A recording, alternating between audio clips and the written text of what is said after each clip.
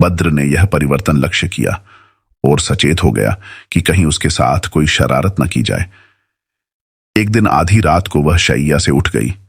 वह समझ रही थी कि बद्र सोया हुआ है, किंतु वह जाग रहा था, सिर्फ सोने का बहाना किया था। वह अधखुली आंखों से मलिका के कार्यकलाप को देखने लगा। मलिका ने एक संदूक खोला और उसमें से एक प्याला निकाला जिसमें पीली मिट्टी भरी हुई थी। फिर वह विशाल शयन कक्ष के एक कोने में गई और वहां जाकर कुछ मंत्र पढ़ने लगी, जिससे कुछ क्षणों में वहां एक जलकुंड पैदा हो गया। यह लीला देखकर बद्र भयभीत हुआ और बिस्तर पर पड़ा पड़ा कांपने लगा, लेकिन अपनी जगह से नहीं हिला।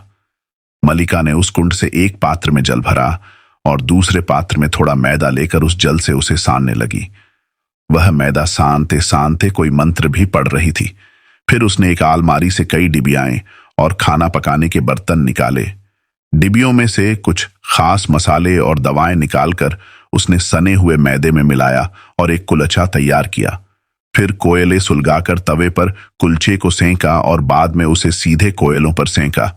कुलचा सिंक जाने पर उसने अलमारी में सामान रखा और मंत्र पढ़कर जलकुंड को गायब कर दिया। कुलचे को सावधानी से रखने के बाद वह बद्र के पार्श्व में लेटकर सो रही।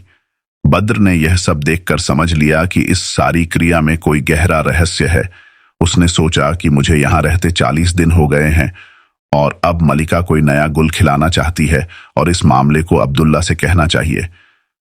सुबह नहा धोकर जब उसने नए कपड़े पहने तो उसने मलिका से कहा, आपने मुझ पर इन दिनों ऐसी कृपा की और ऐसे आराम से रखा कि मैं भोग विलास में अपने बूढ़े चचा को बिल्कुल भूल गया।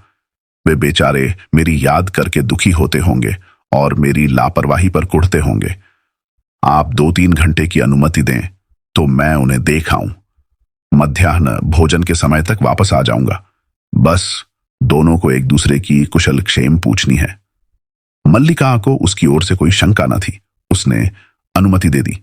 साथ ही एक बढ़िया मुश्की घोड़ा मंगवाकर और 2-1 गुलामों को उसके साथ के लिए देकर उसे अब्दुल्ला की दुकान की तरफ रवाना कर दिया। बद्र ने गुलामों को बाहर घोड़े के पास बिठाया और खुद दुकान के अंदर चला गया। अब्दुल्ला उसे देखकर खुश हुआ और पूछने लगा कि मलिका के साथ कैसी गुजर रही है।